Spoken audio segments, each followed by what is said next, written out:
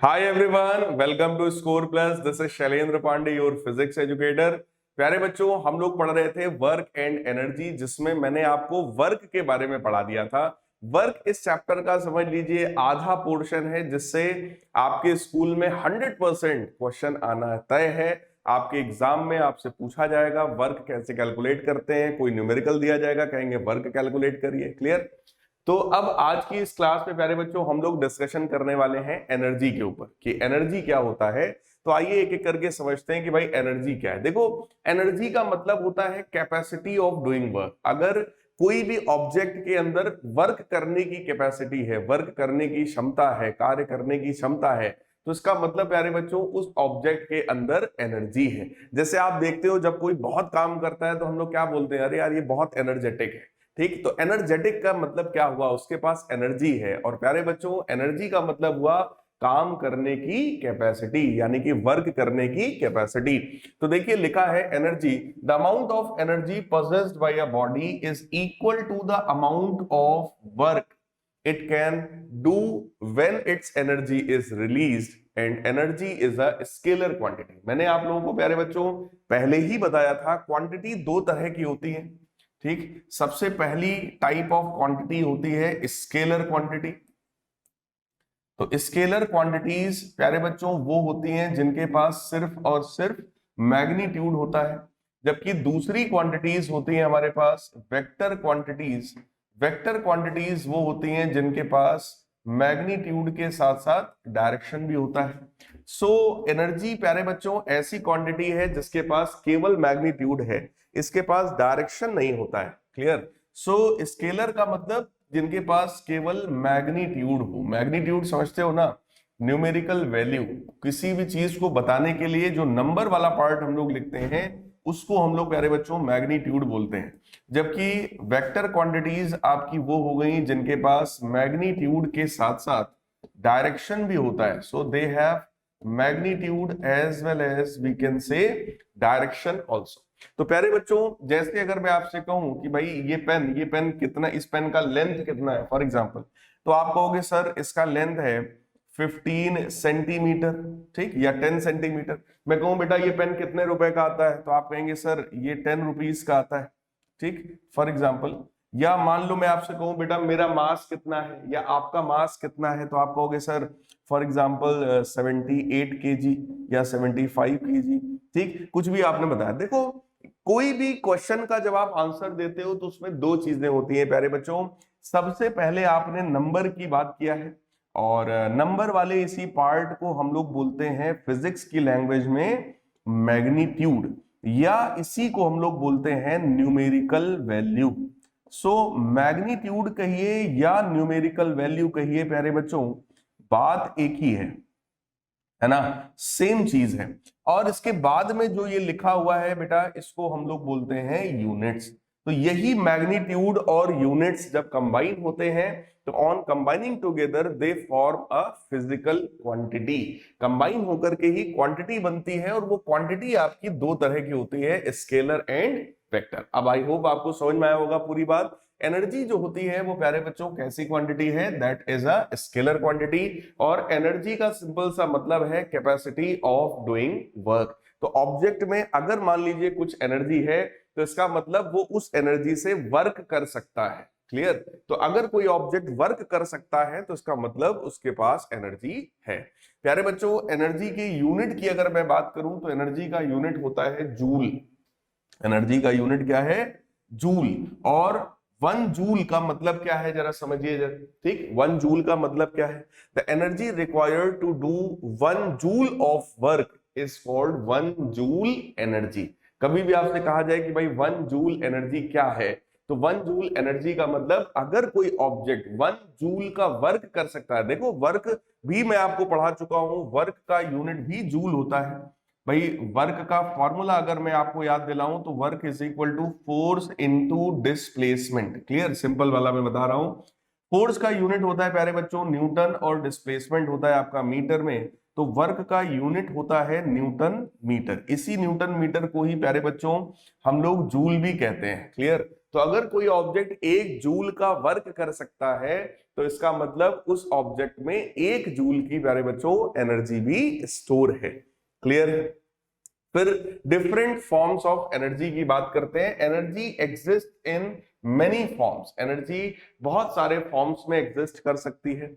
हो सकता है काइनेटिक एनर्जी, प्यारे बच्चों, किसी भी ऑब्जेक्ट के मोशन की वजह से उसमें जो एनर्जी होती है उसको हम लोग काइनेटिक एनर्जी कहते हैं। दूसरा हो सकता है ऑब्जेक्ट में पोटेंशियल एनर्जी हो। पोटेंशियल एनर्जी जो होती है वो ऑब्जेक्ट के पोजीशन की वजह से हो सकती है, या अरेंजमेंट की वजह से जो एनर्जी होती है उसको भी, प्यारे बच्चों, पोटेंशियल एनर्जी कहते हैं।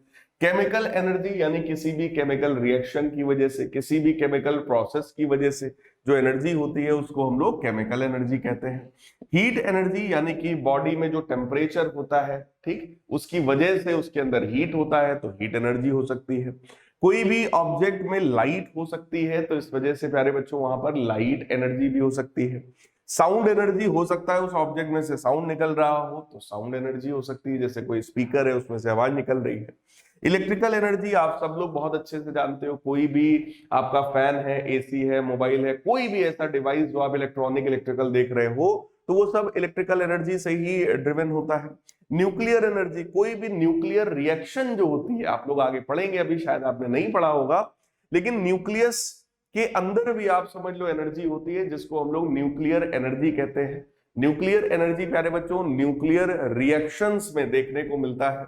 2 तरह की न्यूक्लियर रिएक्शंस हो सकती हैं। सबसे पहला होता है न्यूक्लियर फ्यूजन, दूसरा बेटा हो सकता है न्यूक्लियर फिजन। पहला क्या है? Nuclear fusion, and second one is nuclear fission. Nuclear fusion का मतलब होता है जब छोटे छोटे न्यूक्लियस मिलकर बड़े न्यूक्लियस में कन्वर्ट हो जाए। मान लो एक न्यूक्लियस ये है, एक न्यूक्लियस ये है, दोनों ऐड होकर के एक बड़ा न्यूक्लियस बन गया, तो इसको, प्यारे बच्चों, बोलते हैं हम लोग न्यूक्लियर फ्यूजन। और इसी का जस्ट अपोजिट है, अगर एक बड़ा न्यूक्लियस है और वो 2 छोटे छोटे न्यूक्लियस में टूट गया तो इसको, प्यारे बच्चों, बोलते हैं हम लोग न्यूक्लियर फिजन। तो अभी आपके लेवल पर हम लोग इतना ही रखते हैं, बहुत ज्यादा इसका डिटेल डिस्कशन नहीं करते हैं क्योंकि आपके सिलेबस में ज्यादा है नहीं। बस इतना समझ लीजिए, जब 2 न्यूक्लियस जुड़ जाएं और एक बड़ा न्यूक्लियस बने तो उस प्रोसेस को बोलते हैं न्यूक्लियर फ्यूजन। जब एक बड़ा न्यूक्लियस टूट कर 2 या 2 से ज्यादा छोटे छोटे न्यूक्लियस में कन्वर्ट हो जाएं तो इसको, प्यारे बच्चों, बोलते हैं न्यूक्लियर फिजन। दोनों ही तरह के प्रोसेस में बहुत ह्यूज अमाउंट ऑफ एनर्जी, प्यारे बच्चों, रिलीज होती है। उसी एनर्जी को हम लोग न्यूक्लियर एनर्जी कहते हैं। फिलहाल मैंने आपको बताया एनर्जी के बहुत सारे फॉर्म्स हो सकते हैं और आपके सामने ये सारे फॉर्म्स, प्यारे बच्चों, लिखे हुए हैं। अब आते हैं एक एक करके इस एनर्जी के बारे में बात करते हैं कि भाई काइनेटिक एनर्जी क्या होती है। मैंने आपको पहले ही बताया, it is the energy possessed by a body due to its motion। किसी भी ऑब्जेक्ट में उसके अपने मोशन की वजह से जो एनर्जी होती है, प्यारे बच्चों, उस एनर्जी को हम लोग क्या बोलते हैं? Kinetic energy. The kinetic energy of a moving body is measured by amount of work it can do before coming to rest. कोई ऑब्जेक्ट जो कि अगर मान लो v स्पीड से अभी मूव कर रहा है तो वो कितना वर्क कर सकता है रेस्ट में आने से पहले, इसी को हम लोग बोलते हैं total amount of kinetic energy stored in the object. जरा सोचो, अगर ये कोई एक ऑब्जेक्ट है, प्यारे बच्चों, जो कि अभी v स्पीड से मूव कर रहा है, इसका मास m के बराबर है, तो ये ऑब्जेक्ट आखिर रेस्ट में आने से पहले कितना वर्क कर सकता है? तो आइए जरा समझते हैं। अगर हम लोग यहाँ वर्क निकालते हैं तो भाई मान लो इस जगह तक आते आते इस ऑब्जेक्ट की जो स्पीड है वो आपकी 0 हो गई, है ना भाई। आगे ऐसे बढ़ेगा, आगे बढ़ने में वर्क करेगा। क्लियर? मान लो यहां तक आते आते इसकी जो स्पीड है वो 0 हो गई, तो प्यारे बच्चों हम लोग थर्ड इक्वेशन ऑफ मोशन लगा सकते हैं, v square is equal to u square plus 2as। Final speed तो 0 है, इनिशियल स्पीड मैंने v माना था तो ये मान लो v स्क्वायर हो गया, प्लस 2 एक्सेलरेशन को अगर मैं मान लूं -a। माइनस में क्यों मान रहा हूं प्यारे बच्चों? क्योंकि इसकी स्पीड यहां पर v है और ये स्पीड लगातार घट रही है। अगर स्पीड घट रही है तो बोलो रिटार्डेशन होगा, और रिटार्डेशन होगा तो एक्सेलरेशन शुड बी नेगेटिव, है ना। तो इसका मतलब इसको मैं इधर ले आऊं तो ये देखो बनेगा 2as is equal to v square. तो प्यारे बच्चों डिस्प्लेसमेंट की वैल्यू आ गई v स्क्वायर अपॉन 2a के बराबर। डिस्प्लेसमेंट की वैल्यू आ गई v स्क्वायर अपॉन 2a के बराबर। और अगर आप ये जानना चाहते हो कि कितना वर्क किया तो इसका मतलब हमको फोर्स इनटू डिस्प्लेसमेंट करना पड़ेगा। देखो डिस्प्लेसमेंट तो मैंने यहाँ पे आपको निकाल के दिखाई दिया है, ये डिस्प्लेसमेंट हो गया, उसकी वैल्यू भी पता है। इसका मतलब work done before coming to rest, work done before coming to rest is force into displacement. तो फोर्स आपका m इंटू ए के बराबर होता है न्यूटन साहब के सेकंड लॉ के अकॉर्डिंग। ठीक, डिस्प्लेसमेंट हम लोगों ने बेटा निकाला है v स्क्वायर अपॉन 2a के बराबर। तो जरा ध्यान से देखिएगा, a से a कैंसिल हो जाएगा और जो टोटल वर्क ये ऑब्जेक्ट कर सकता है that is mv square by 2। यही वर्क उसमें एनर्जी के रूप में स्टोर्ड होता है, जिसको प्यारे बच्चों हम लोग कहते हैं kinetic energy. Clear? So this is the derivation of kinetic energy. तो kinetic energy can be defined as the work done before the object comes to rest. कोई भी ऑब्जेक्ट अगर मूव कर रहा है, उसके पास v स्पीड है, तो उसके पास हाफ mv स्क्वायर ये काइनेटिक एनर्जी प्यारे बच्चों होती है। तो अगर आपको इस फार्मूला को देखकर मैं बताऊं कि भाई काइनेटिक एनर्जी का यूनिट क्या है, तो जरा ध्यान से देखिएगा। काइनेटिक एनर्जी का यूनिट भाई मास का यूनिट होता है केजी, स्पीड का होता है मीटर पर सेकंड, तो ये बन जाएगा मीटर स्क्वायर पर सेकंड स्क्वायर। और प्यारे बच्चों केजी मीटर स्क्वायर पर सेकंड स्क्वायर, इसी को जूल भी कहा जाता है। तो एनर्जी किसी भी तरह की हो उसका यूनिट जूल होता है। क्लियर? सो काइनेटिक एनर्जी का formula half M V square और यूनिट इसका होता है जूल के बराबर। क्लियर? तो इसका सिंपल सा मतलब समझ लो, अगर कोई ऑब्जेक्ट है जो कि 5 मीटर पर सेकंड से मूव कर रहा है, मान लो ये ऑब्जेक्ट है, इसका अपना मास है प्यारे बच्चों 2 kg के बराबर और ये 5 मीटर पर सेकंड से मूव कर रहा है, तो इसके पास कितनी काइनेटिक एनर्जी है?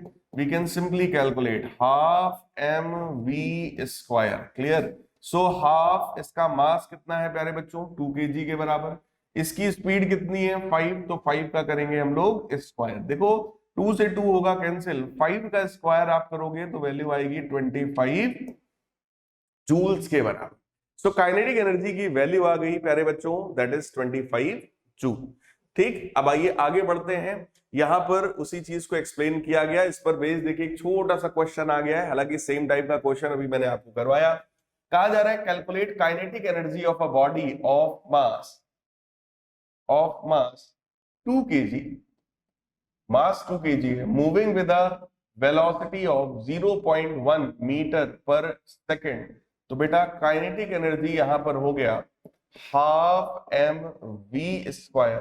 ठीक, so half into mass 2 kg है, वी स्क्वायर मतलब 0.1 का होल स्क्वायर। देखिए 2 से 2 होगा कैंसिल, 0.1 का स्क्वायर करेंगे 0.01 आएगा, काइनेटिक एनर्जी आ गई 0.01 जूल्स के बराबर।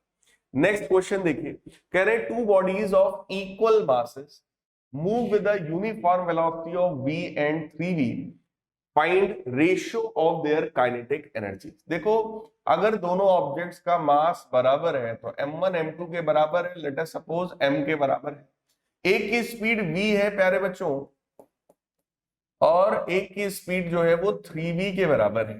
ठीक, हमसे कह रहे हैं काइनेटिक एनर्जी का रेशियो बताइए।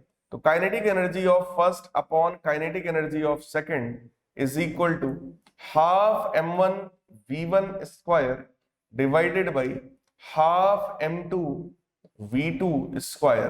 तो 1/2 से 1/2 हो गया कैंसिल, मास दोनों का देखिए सेम है तो 1/2 कैंसिल हुआ, मास सेम है तो मास भी कैंसिल हुआ।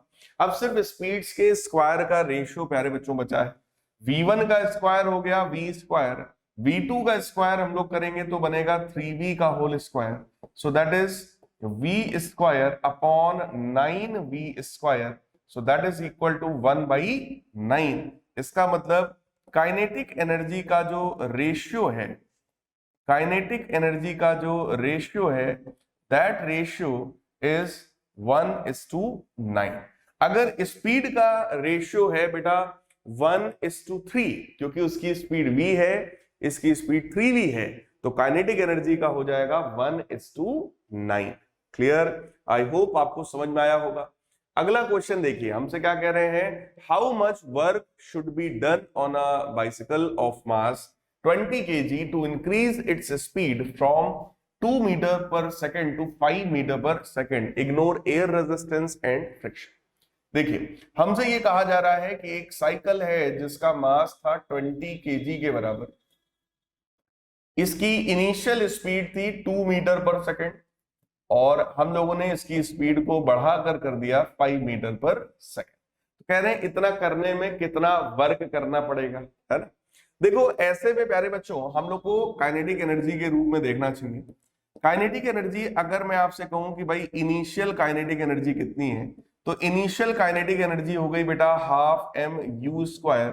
सो हाफ इनटू मास है 20, U² मतलब 2 का होल स्क्वायर, और आप 2 का स्क्वायर करोगे तो ये 2 से एक 2 कैंसिल होगा, वैल्यू आ जाएगी 40 जूल्स के बराबर। ठीक, फिर आप निकालो kinetic energy final. Final kinetic energy again formula हो गया half mv²। So that is half into mass हमारा 20 के बराबर है और v² का मतलब हो गया 5 का होल स्क्वायर, तो ये आएगा 2 को कैंसिल करेंगे इससे हम लोग 10 आएगा। सो दैट इज 10 मल्टीप्लाइड बाई 25 यानी कि 250 जूल्स के बराबर। ठीक, इनिशियल काइनेटिक एनर्जी है 40 जूल, फाइनल काइनेटिक एनर्जी है 250 जूल।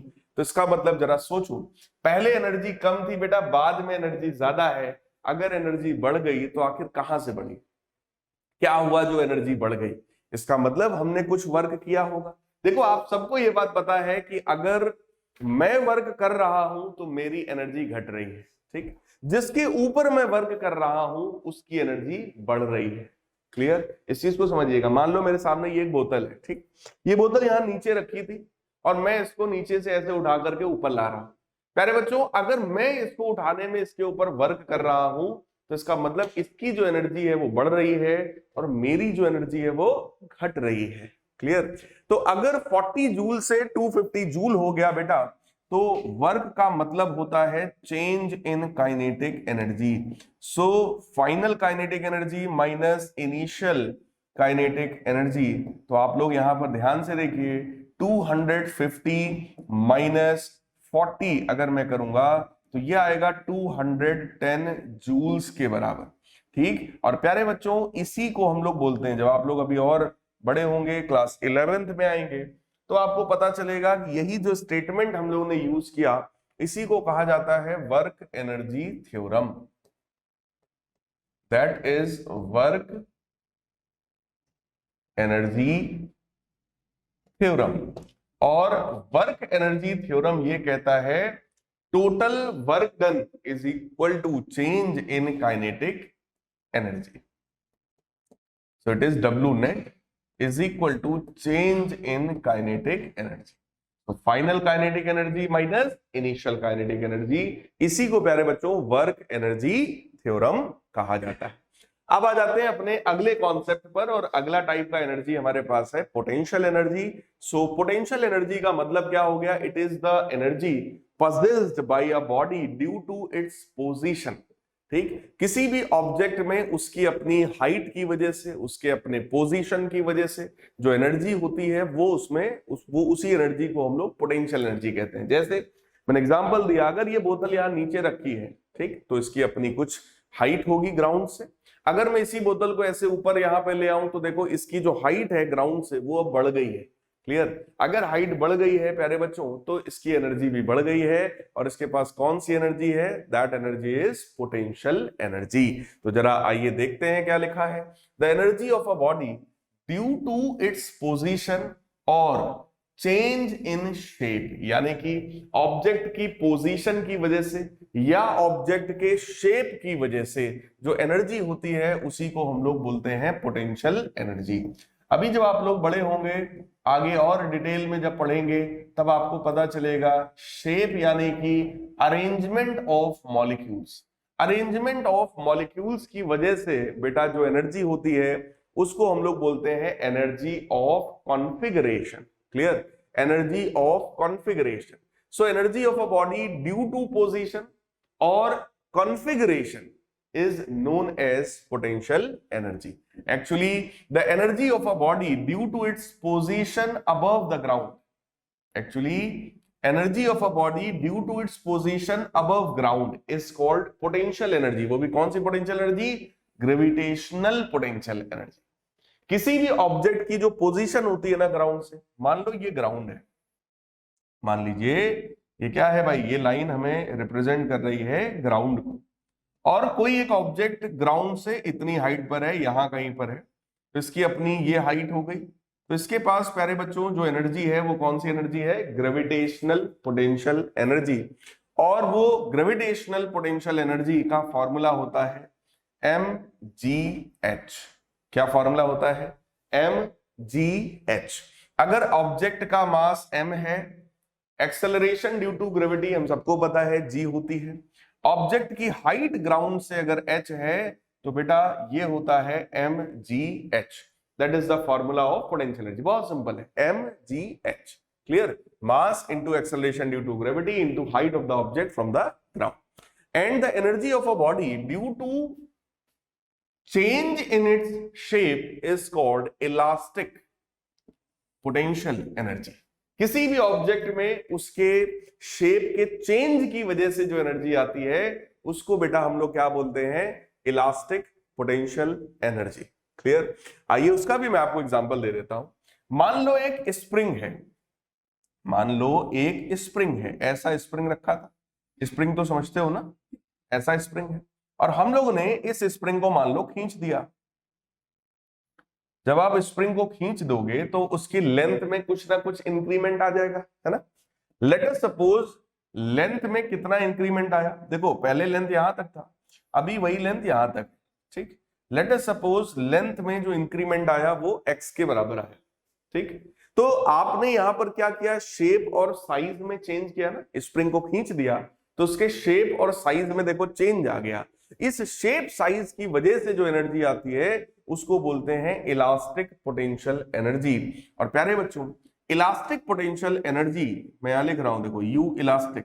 इलास्टिक पोटेंशियल एनर्जी का फॉर्मूला होता है हाफ के एक्स स्क्वायर। क्या फॉर्मूला होता है? हाफ के एक्स स्क्वायर, जहां पर ये के होता है स्प्रिंग कांस्टेंट।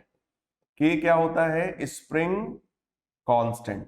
प्यारे बच्चों हर एक स्प्रिंग का जो मटेरियल होता है उस मटेरियल पर डिपेंडेंट होता है ये स्प्रिंग कांस्टेंट, और ये बेटा क्वेश्चन में गिवन होता है, ठीक? लेकिन क्लास 9th के स्टैंडर्ड पर ये आपके सिलेबस में समझ लो नहीं है, इसकी बात आपसे ज्यादा नहीं किया जाएगा। तो सिर्फ अभी आप फॉर्मूला जान लो कि भाई पोजीशन की वजह से एनर्जी होती है तो शेप साइज की वजह से भी एनर्जी हो सकती है, और उस एनर्जी को हम लोग बोलते हैं पोटेंशियल एनर्जी यानी इलास्टिक पोटेंशियल एनर्जी। क्लियर? के स्प्रिंग कांस्टेंट है जो कि क्वेश्चन में डायरेक्ट गिवन होता है, उसमें हमें ज्यादा दिमाग नहीं लगाना है। एक्स क्या है? जितना हमने खींच दिया या जितना हमने दबा दिया। देखो स्प्रिंग को अगर खींचोगे, ठीक, तो भी एनर्जी आएगी, स्प्रिंग को अगर दबा करके उसका लेंथ कम कर दोगे तो भी उसके अंदर एनर्जी आएगी, और उस एनर्जी का भी फॉर्मूला होगा हाफ के एक्स स्क्वायर। तो के स्प्रिंग कांस्टेंट है प्यारे बच्चों, तो एक्स क्या है? तो इसका मतलब एक्स हो गया कंप्रेशन और इलोंगेशन। एक्स क्या हो गया? कंप्रेशन और इलोंगेशन। एक्स मींस कंप्रेशन और इलोंगेशन। और प्यारे बच्चों इलास्टिक पोटेंशियल एनर्जी जो है U that is equal to mgh। Clear? Potential energy हो गई mgh। ये एनर्जी कौन सी है? Gravitational potential energy. It is due to position of the object. Clear? तो आपके सिलेबस में यही है, आपसे सिंपल कहा जाएगा कोई एक ऑब्जेक्ट है, देखिए इस पर बेस्ड क्वेश्चन भी आगे होगा। ये देखिए क्वेश्चन है, कहा जा रहा है if acceleration due to gravity is 10 metre per second square. Question में 10 गिवन है, ना गिवन होता तो भी आप 10 ले सकते थे, या आप 9.8 मीटर पर सेकेंड स्क्वायर भी ले सकते हो, ये आप लोग को पता है। ठीक, what will be the potential energy of the object. Potential energy को बेटा यू से रिप्रेजेंट करते हैं। Of object of mass 1 kg kept at a height of 5 metre. Clear, बहुत ही सिंपल, बहुत ही आसान सा क्वेश्चन है। mgh, क्लियर, मास है बेटा 1 kg, g की वैल्यू 10 है, हाइट 5 है, तो एनर्जी कितनी हो गई 50 जूल्स के बराबर। तो इस ऑब्जेक्ट के पास कितनी पोटेंशियल एनर्जी है 50 जूल्स के बराबर। Simple question. नेक्स्ट देखिए, a bag of wheat weighs 200 kg, to what height should it be raised so that its potential energy may be 9800 joules। देखो 9800 जूल उसकी पोटेंशियल एनर्जी। कह रहे हैं कि अगर एक बैग है व्हीट का जिसका मास है 200 kg। देखो बेटा, अगर kg लिखा है इसका मतलब ये क्या है, मास। अगर न्यूटन लिखा होता तब ये क्या होता, वेट। क्लियर, फिलहाल अभी ये मास है क्योंकि kg लिखा है। हमसे कह रहे हैं अगर g की वैल्यू है 9.8 मीटर पर सेकंड स्क्वायर, तो आप इस ऑब्जेक्ट की हाइट बता दीजिए, to what height it is raised. Clear, so potential energy जो होती है बेटा वो mgh के बराबर है। तो हाइट का फॉर्मूला आ गया पोटेंशियल एनर्जी अपॉन mg के बराबर। पोटेंशियल एनर्जी देखिए कितना है 9800 जूल्स के बराबर, मास ऑब्जेक्ट का है 200 kg के बराबर, और g की वैल्यू है 9.8 के बराबर। ठीक, देखिए 2 जीरो से पहले 2 जीरो कैंसिल हो गया, 9.8 और 98 को कैंसिल करेंगे 10 आएगा, 2 और 10 को कैंसिल करेंगे 5 आएगा। इसका मतलब ऑब्जेक्ट की जो हाइट है वो कितनी है प्यारे बच्चों, 5 मीटर के बराबर। क्लियर, बहुत ही सिंपल सा देखो क्वेश्चन, एकदम आसान सा क्वेश्चन है। आई होप आपको 100% समझ में आ गया होगा। क्लियर, अगला जो कॉन्सेप्ट है इस चैप्टर का वो है पावर। देखो इस चैप्टर में केवल 3 चीजों की बात किया जाता है, वर्क, एनर्जी एंड पावर। ठीक, वर्क आपने पढ़ लिया, एनर्जी में आपने काइनेटिक एनर्जी, पोटेंशियल एनर्जी पढ़ लिया। प्यारे बच्चों, काइनेटिक एनर्जी और पोटेंशियल एनर्जी के ही सम को मैकेनिकल एनर्जी भी कहा जाता है। कभी भी आपसे कहा जाए मैकेनिकल एनर्जी बताओ, so that is the sum of kinetic energy and potential energy. फिलहाल यहां पर हम लोग को अब डिस्कस करना है पावर। बेटा पावर बहुत ही आसान सी चीज है, rate of doing work is called power. ठीक, rate of doing work is called power, simple. तो देखो लिखा है, it is defined as rate of doing work. Rate of doing work का मतलब होता है work done upon time taken. Work done upon time taken, कितना वर्क हुआ डिवाइडेड बाई कितना टाइम लगा, इसी रेशियो को प्यारे बच्चों बोलते हैं हम लोग power. Clear, so power is simply rate of doing work, या it is defined as the ratio of work done to the time taken. तो आप वर्क डन जो आपने निकाला है उसमें टाइम का डिवाइड कर दीजिए, वही आपका पावर कहलाता है। नेक्स्ट डेफिनेशन देखो क्या है, power is also defined as the rate at which the energy is consumed, यानी कि rate of consumption of energy, rate of generation of energy, rate of doing work is called power. दो दो तीन तीन definitions हैं, जो अच्छा लगे वो आप लिख सकते हो। So energy consumed upon time taken is also known as power, या work done upon time taken is also known as power. Clear, so power का अगर मैं आपसे यूनिट कहूं, यूनिट ऑफ पावर प्यारे बच्चों अगर हम लोग डिस्कस करें तो देखो वर्क अपॉन टाइम, तो वर्क होता है जूल में, टाइम होता है सेकंड में। ठीक, या एनर्जी अपॉन टाइम, तो एनर्जी होता है जूल में, टाइम होता है सेकंड में। तो joule per second is the unit of power, और जूल पर सेकंड को ही प्यारे बच्चों वॉट कहा जाता है। जूल पर सेकंड को ही वॉट कहा जाता है। इसका मतलब 1 watt is equal to 1 joule per second. 1 watt means 1 joule per second, यानी कि अगर 1 जूल का वर्क हुआ है 1 सेकंड में, तो पावर कितना है प्यारे बच्चों, 1 वॉट के बराबर। Clear, that means if work done is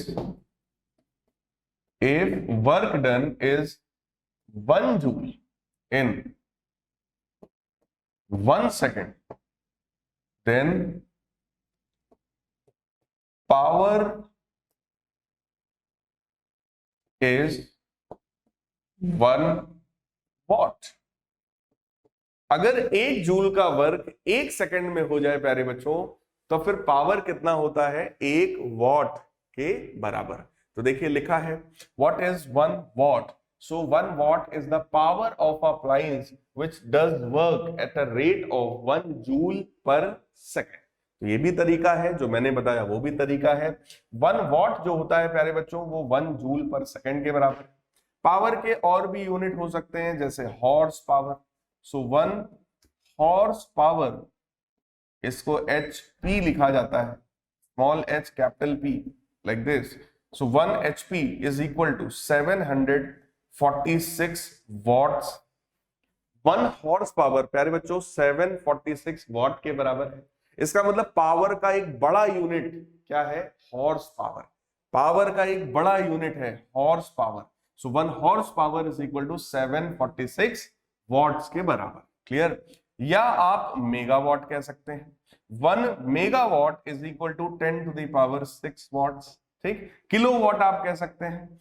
1 kilowatt is equal to 10 to the power 3 watts. तो ये सब पावर की प्यारे बच्चों बड़ी यूनिट्स हो गई।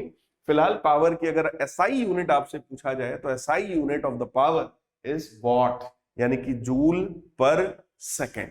देखिए इस पर बेस्ड भी क्वेश्चन हमारे पास कह रहे हैं body does 20 joule of work. एक बॉडी ने 20 जूल वर्क किया है इन 5 सेकेंड्स, 5 सेकंड में। कह रहे हैं पावर बताइए। तो प्यारे बच्चों पावर होता है वर्क अपॉन टाइम। तो जरा ध्यान से देखिए, वर्क है 20 के बराबर, टाइम है 5 सेकंड के बराबर, तो वैल्यू कितनी आएगी? 4 वॉट्स के बराबर। ठीक, 4 वॉट के बराबर। 20 जूल का वर्क है, 5 सेकंड में हुआ है, डिवाइड किया, वैल्यू कितनी आई? 4 वॉट के बराबर।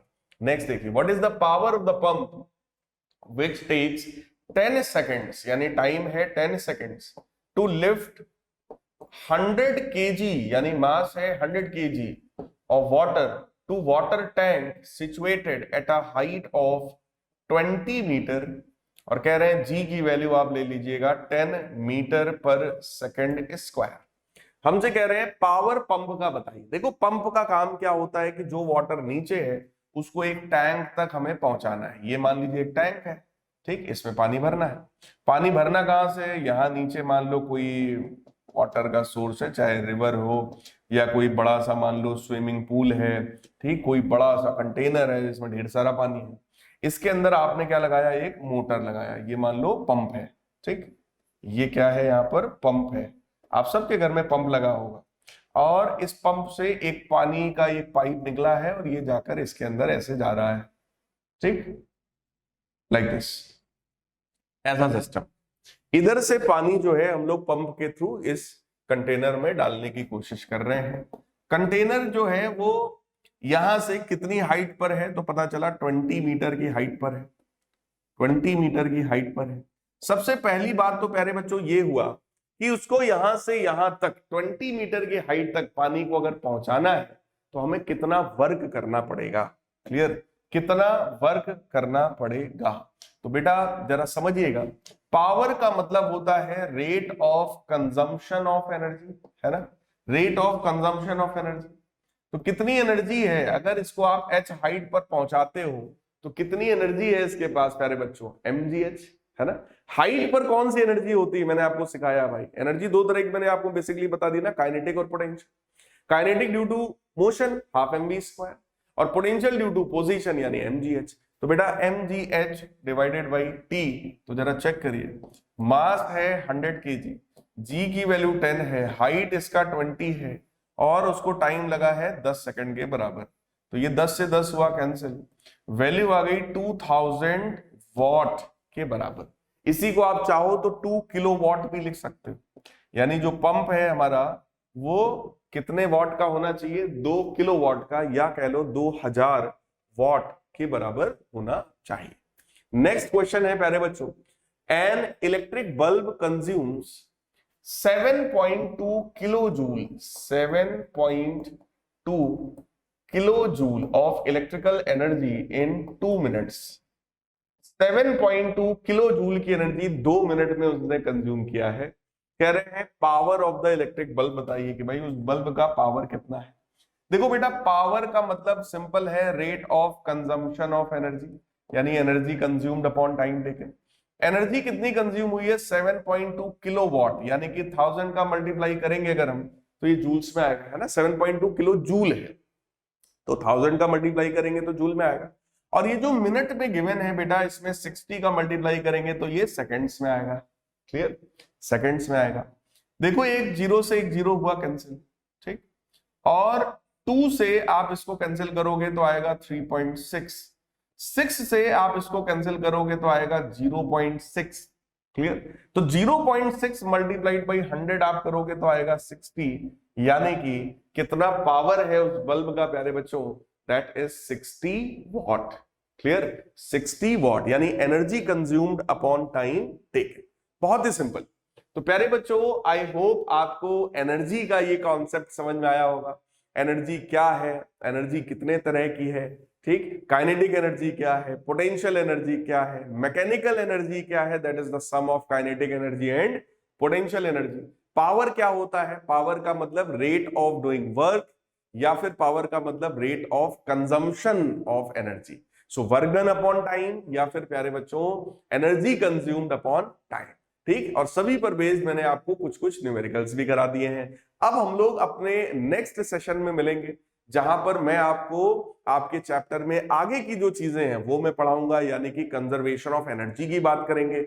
बहुत ही ज्यादा इंपॉर्टेंट कॉन्सेप्ट है कंजर्वेशन ऑफ एनर्जी, और उसको पूरा का पूरा डिराइव करके दिखाएंगे ताकि आपको भाई साहब एकदम फील आ जाए। क्लियर है प्यारे बच्चों? तो आप लोग भी कमेंट करके बताइएगा कि आपको ये लेक्चर कैसा रहा, कैसा लगा। तब तक के लिए हम लोग मिलते हैं अपने नेक्स्ट सेशन में। तब तक के लिए goodbye and take care.